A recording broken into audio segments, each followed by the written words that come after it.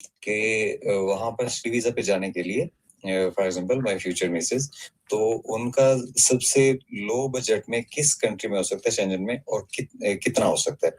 सिर्फ उन्होंने जाना है कि आपने भी जाना है? सर मैंने बाद में 2 महीने के बाद, जैसे आपने बताया था। जी, तो फिर दोनों में से एक कंट्री जो है वो आप चूज कर ले, दोनों में खर्चा एक जैसा ही है, लिथुआनिया या स्लोवेनिया। सर आप कौन सा सजेस्ट करेंगे इन दोनों में से? अगर तो उनकी स्पीकिंग पावर अच्छी है और उनके सीजीपीए अच्छे हैं तो फिर उनको जो है वो लिथुआनिया को चूज करना चाहिए, और अगर किसी वजह से कोई प्रॉब्लम है तो फिर जो है वो स्लोवेनिया बेस्ट है।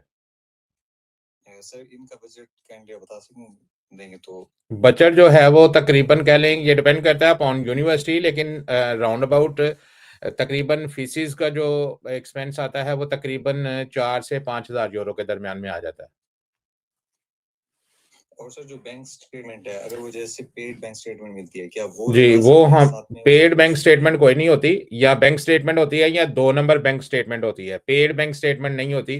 जो बैंक स्टेटमेंट आपकी होती है वो जेन्युइन होती है, और जो किसी से पैसे लेके रखते हैं या जो भी 2 नंबरी करके वो बनवाते हैं वो 2 नंबर होती है। तो इसलिए पेड कोई नहीं होती, पेड बैंक स्टेटमेंट का कोई कॉन्सेप्ट नहीं है, 2 नंबर होती है या 1 नंबर होती है। आप जोन सी भी बनवाना चाहें वो आपका अपना रिस्क है, अगर 2 नंबर बनवाएंगे तो उसमें वीजा रिफ्यूजल आ सकता है, अगर आपके अपने हैं तो डेफिनेटली वीजा का चांसेस बढ़ जाते हैं। और सर मैक्सिमम कितने, 30 लाख तक रखने चाहिए? जी नहीं, 3 to 5 मिलियन।